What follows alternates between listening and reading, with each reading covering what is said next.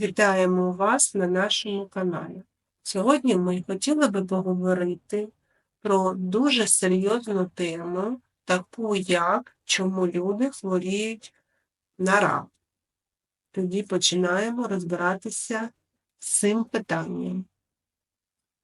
У всьому світі дуже велика кількість людей, які хворіють на рак. І це є проблемою суспільства і дуже великою. Усі люди на землі знають, що рак є невиліковний, і його нічим не можна зупинити. Весь процес лікування раку полягає у тому, що людину спочатку кормлять великою кількістю медикаментів, потім роблять різні процедури, операції і все, що тільки можливо.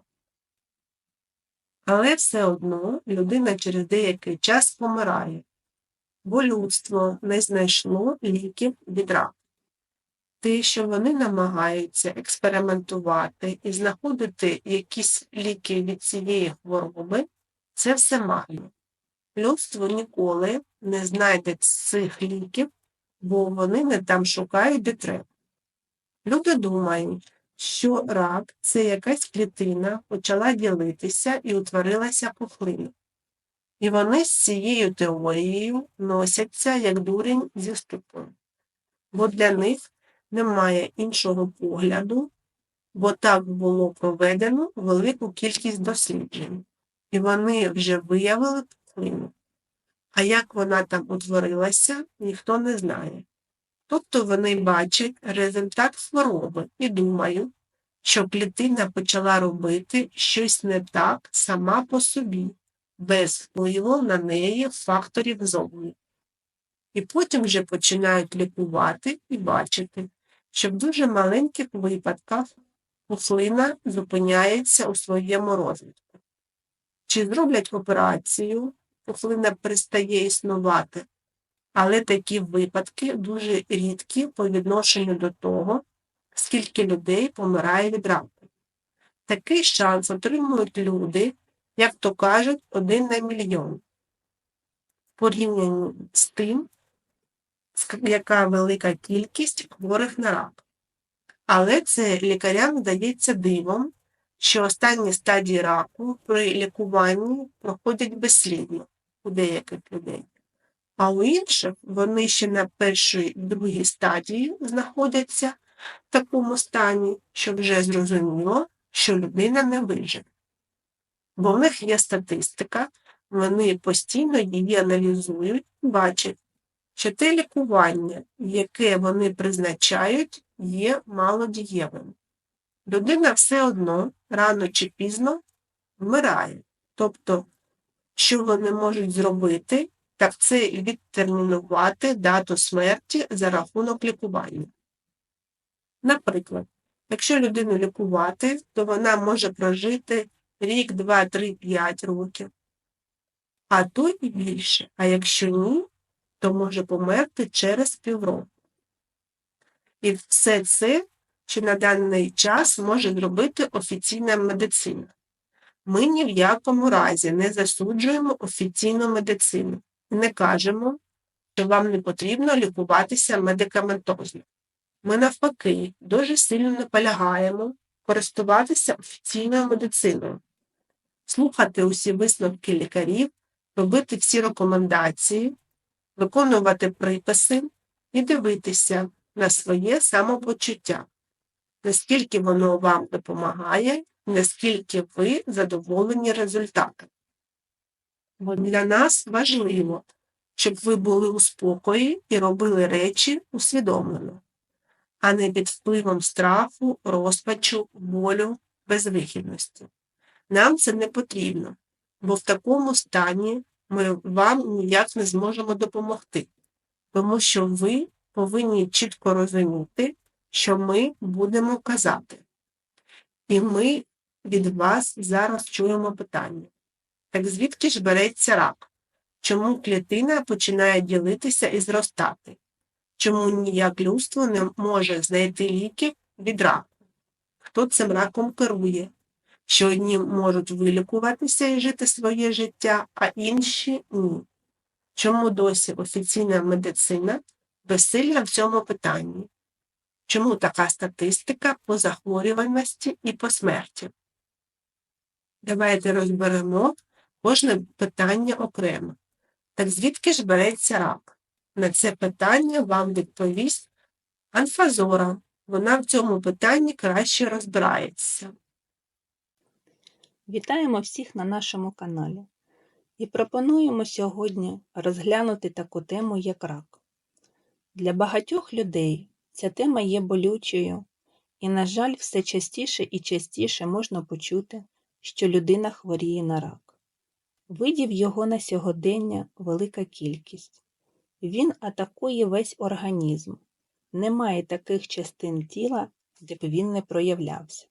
Бо його основна задача – це знищення фізичного тіла зсередини.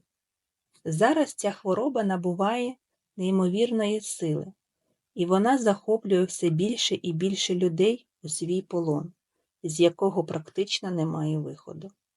Давайте розбиратися більш детальніше, від чого ж у людини з'являється рак.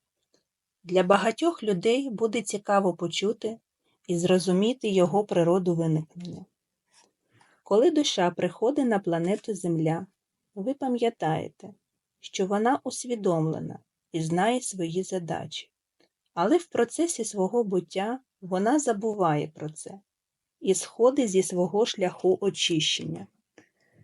І в тих випадках, коли душа розуміє, що людина повністю йде не тим шляхом, що вона зовсім, навіть маленький відсоток своїх задач не виконує, вона повністю сліпа і не чує її, душа посилає запрос серцю про те, щоб серце дозволило душі навести таку хворобу на людину, як рак. Бо сама душа зробити це не може, бо найголовнішою в людини це є серце, яке чи дозволяє, чи ні це зробити, і в якому об'єму, чи повністю охопити фізичне тіло, чи частково, тільки якісь окремі органи.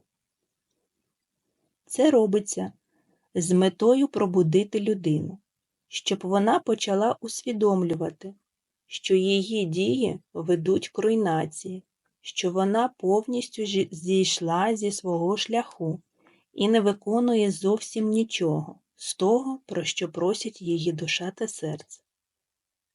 Тому, щоб ви не думали, що ця хвороба не контролюється вашою душею та серцем, бо саме вони і запускають її у вашому тілі. Бо виходить так, що людина живе своє життя, ходить на роботу, виконує багато іншої роботи. І тут, як грім серед ясного неба, вона дізнається, що в неї рак. Пройшовши відповідні аналізи та консультації лікарів, начебто все було добре, а тут бац, і таке горе спіткає людину. Бо саме ваша душа та серце вирішили таким чином до вас достучатися і направити вас на свій шлях. Ця хвороба вже багато років не підвладна традиційній медицині. Вони вже давно б'ються над тим, як зробити так, щоб рак можна було виліковувати безслідно, наприклад, як грип. Захворів, пролікувався і забув, що він в тебе був. Але ж з раком так не вийде. Зараз навчилися вводити його в ремісію, але постійно відслідковувати, чи не почав він знов активуватися. Звісно, є люди, які змогли побороти цю хворобу, як прийнято казати, і він відступив. А є такі, які боролися і так, на жаль, не змогли побороти його. А ви задумувалися, чому людина про нього дізнається на різних стадіях? Хтось на самому початку, а хтось вже одразу на останній. А це не просто так. Бо коли душа посилала цю хворобу, вона давала різні підказки для людини, щоб вона почала звертати увагу. Вона акцентувала увагу на чомусь, щоб ви почали задумуватися, а що не так, Що трапилось? Ось хто одразу почув це і пішов перевіряти свій стан, то взнає про це одразу, ще поки хвороба не почала дуже сильно прогресувати, і людина розпочинає своє лікування, яке в багатьох випадках є позитивним. А головне, людина відреагувала на сигнал своєї душі і почала задумуватися, чому саме з нею це сталося. І якщо вона приходить до вірної відповіді і починає змінюватися, вона починає отримувати гарні результати і довгоочікуване у вас ремісія. Але ж він не зникає повністю. Таким чином, вас душа та серце бере під жорсткий контроль. Якщо ви знов почнете йти не туди, вони знов активують його в вашому організмі. А є люди, які про свою хворобу дізнаються на останніх стадіях його розвитку. І в них повний розпач. Як же так? Тут немає нічого дивного. Бо коли душа давала сигнал, що потрібно змінюватися, потрібно зайнятися собою, людина її ігнорувала. Вона її не чула і продовжувала те, що робила.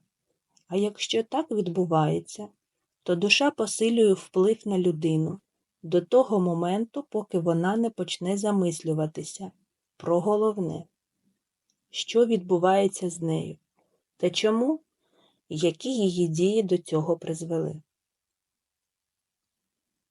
І ви знаєте, що є такі випадки, коли людина була на останній стадії раку, начебто всім зрозуміла, що вже не має статися дива, а воно хоп і трапляється. А чому? Бо людина повністю усвідомила, від чого в неї це з'явилося. Що вона робила не так, що їй потрібно змінюватися якнайскоріше, щоб піти на одужання. І всі як один починають згадувати Бога та просити допомоги в нього. Бо коли були здорові, їм було не до Бога. В них були інші справи. А як тільки трапилася біда, всі починають згадувати про нього та благати про допомогу та зцілення. Неможливо сказати, що це погано, але Бог повинен бути з вами завжди. І ви повинні дякувати Йому, коли у вас все добре, і просити допомогу, коли трапляється біда. А ви запитаєте, з людьми дорослими більш-менш зрозуміло, а в чому винні дітки, які так багато, які страждають на цю хворобу? А ми вам відповімо, бо ви не знаєте, як ця душа проживала свої попередні втілення, що вона там робила, які вчинки слугували тим, що в неї в цьому втіленні ця хвороба розпочинається ще на початку свого життя на землі. Також в багатьох випадках це пов'язано з тим, щоб через дитину почати впливати на батьків, щоб батькам потрібно змінюватися, міняти свої погляди, тягнутися до світла та навчитися сприймати та продовжувати любити свою хвору дитинку, не дивлячись ні на що. Бо батьки, можливо, один з них, зійшов зі свого шляху і потребує найскорішого коригування. А більш травматично для людини є те, що хворіють дітки, бо саме через них вам показують, що вашій сім'ї потрібно скоріше змінюватися. А головне – не звинувачувати в своїх бідах Бога, що Він послав хворобу дитинку, чи що вона захворіла вже на землі. Бо Бог до цього не має ніякого впливу, бо це все коригує чи ваша душа та серце, чи дитинки. Тому потрібно передивитися своє життя, проаналізувати, які дії привели до хвороби дитинки, якщо дитинка захворіла в процесі життя на землі. Можливо, якісь вчинки, погляди слугували запуском цієї хвороби. До уваги всі! Ми ні в якому разі не призиваємо вас припинити традиційне лікування в лікарнях та в професійних лікарів. Це робити обов'язково. Всі почули, що лікуватися та приймати ліки, робити відповідні процедури – це є обов'язковою складовою вашого лікування. Ми лише говоримо про те, щоб ви звернули увагу на свою духовну складову і почали лікування з обох сторін, як в лікарні, виконуючи всі протоколи лікування, так і проаналізували свою духовну сторону буття. Що ви робите в своєму житті не так, що ваша душа та серце звертає на це вашу увагу. Бо тільки виконання цих обох складових може врятувати ваше життя на землі. Бо якщо ви перестанете лікуватися по протоколам, які вам прописали лікарі, рак знищить ваше фізичне тіло повністю. Він не щадить нікого. В нього одна мета – це знищення фізичного тіла. Тому боротися потрібно з ним на всіх рівнях, а не обираючи лише якийсь один. Тепер ми переходимо до другого питання. Чому клітина починає ділитися і зростати? На це питання відповім я вам, Алфа. Діло в тому, що коли душа приходить на землю і проживає своє життя неусвідомлено і не робить тих речей, які їй потрібно робити, то відбувається наступне. Душа людини розуміє, що ті задачі душі, які у неї є на це втілення, повинні бути виконані.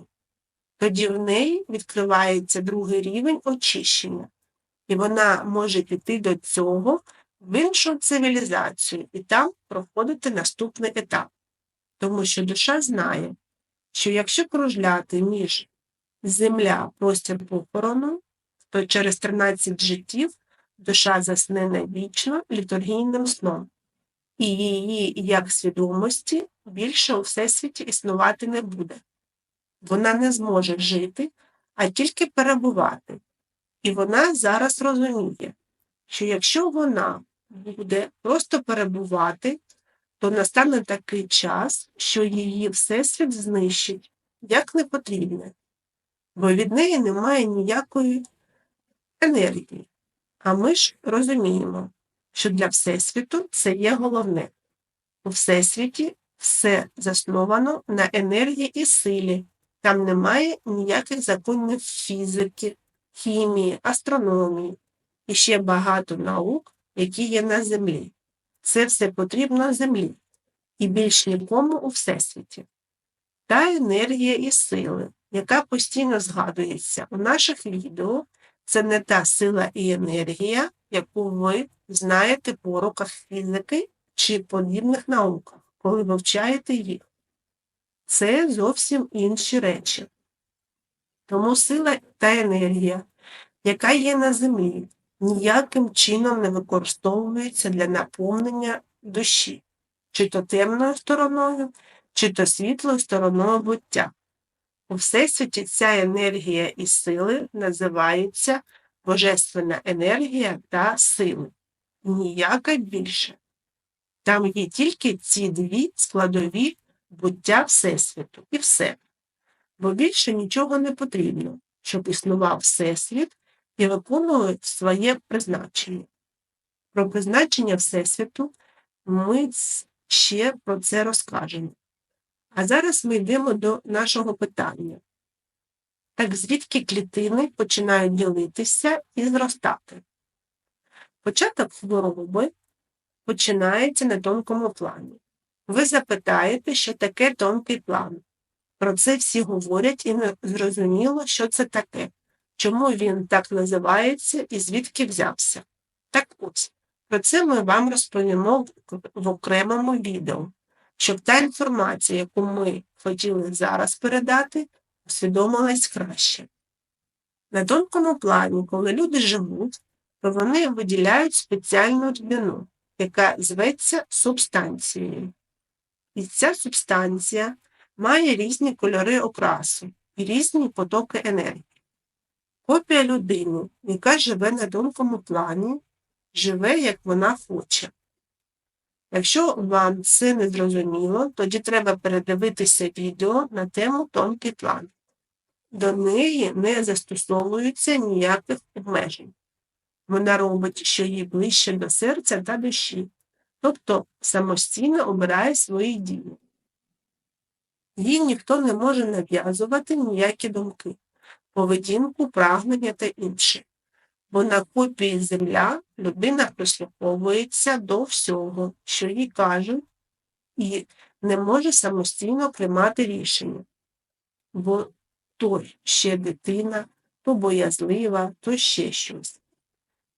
Це працює так спеціально, щоб копія людини не могла постійно впливати на людину, і людина могла робити і самостійно від своєї копії, що вона забажає. Тобто тут ми говоримо про свободу вибору. Його ніхто у людей не забирав, а тільки копія людини коригує поведінку і дії, вчинки, думки людини. Якщо ніякі інші цивілізації не втручаються до розуму людини. Але ми зараз про це не говоримо, а кажемо, як взаємодіє копія людини з людиною.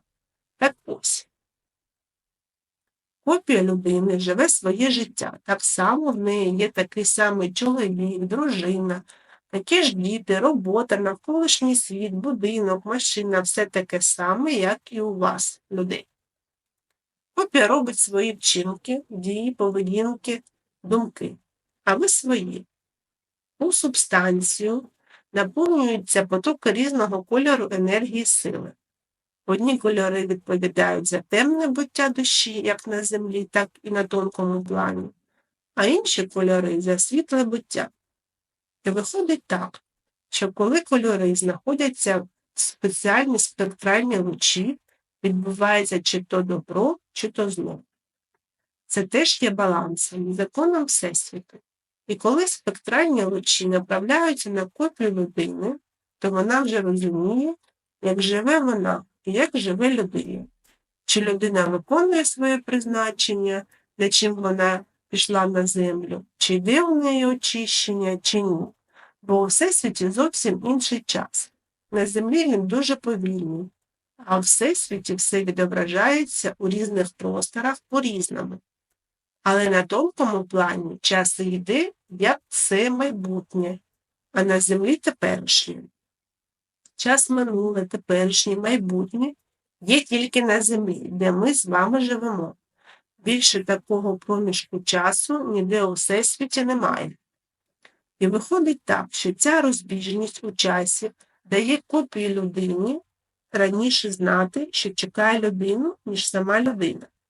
І, звісно, якщо копія людини знає, що творить людина, що вона зовсім заблукала та не виконує своїх задач, тоді душа вже вирішує, як бути з цією людиною, що треба їй такого зробити, щоб вона повернула на свій істинний шлях буття і виконала перший рівень очищення. Тоді душа, поспілкувавшись зі своїм серцем, вирішує, що для людини є таким маркером, який повинен привести людину до змін і зупинки всього того, що вона робить і куди йде, і за чим туди її тягне.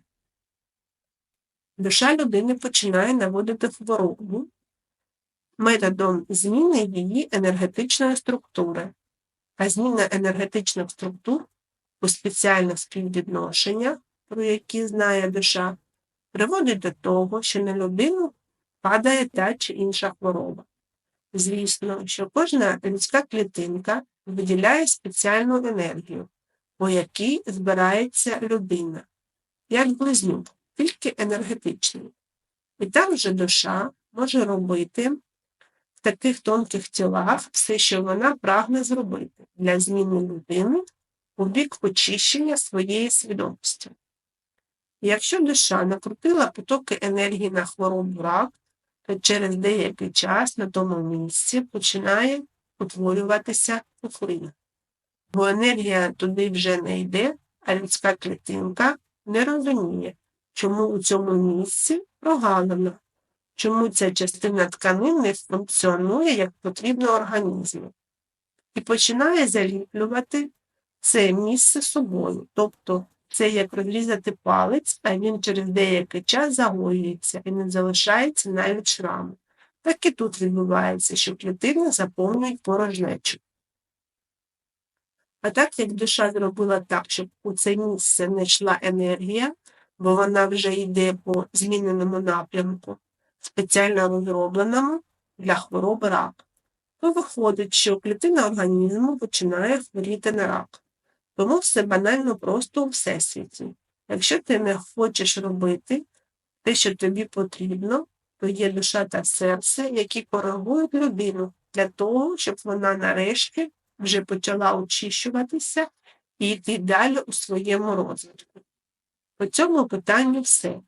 Тоді ми переходимо до третього питання. Чому ніяк людство не може знайти ліків від раку? Це вже питання само по собі відпало, тому що ви тільки що почули все, що людство нічого не може зробити в енергетичному плані Всесвіту. І якщо Богу треба, щоб був важіль управління та керування душами, то буде існувати до того моменту, поки Бог дасть свою волю на те, щоб ліки від раку винайшли.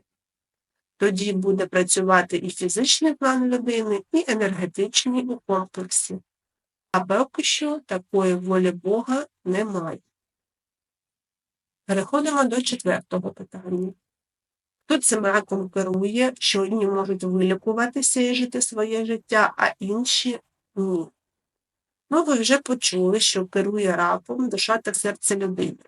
Таким чином, наводячи її на свій шлях істинного буття. І якщо людина розуміє, що вона хворіє не просто так, а починає у собі купатися, запитує себе, що треба робити, починає змінюватися і виконувати дії, направлені на її очищення, тоді душа та серце дивляться, чи можна людині поставити на місце енергетичні потоки, чи ні. І від цього буде чи то повне, чи то часткове одужання, чи навпаки смерть. Переходимо до п'ятого питання, чому досі офіційна медицина безсила у цьому питанні. Тому що офіційна медицина не визнає енергетичну складову свого існування. Вони не бачать енергії, які від людей випромінюються, тому і не можуть лікувати енергетично. Питання шосте. Чому така статистика по захворюваності та смерті? Тому що ніхто з цих людей не виконує задачі своєї душі та серця. Тому і так відбувається. На цьому ми завершимо розгляд питання, чому люди боліють раком. Людям треба уважно його прослухати та почати робити висновки і ставити питання до себе самого. Чому так виходить, що я захворіла на рак? Всю інформацію ми передали, що стосується захворювання на рак. Тоді чекаємо вас у нових відео. До побачення, до нових зустрічей на нашому каналі.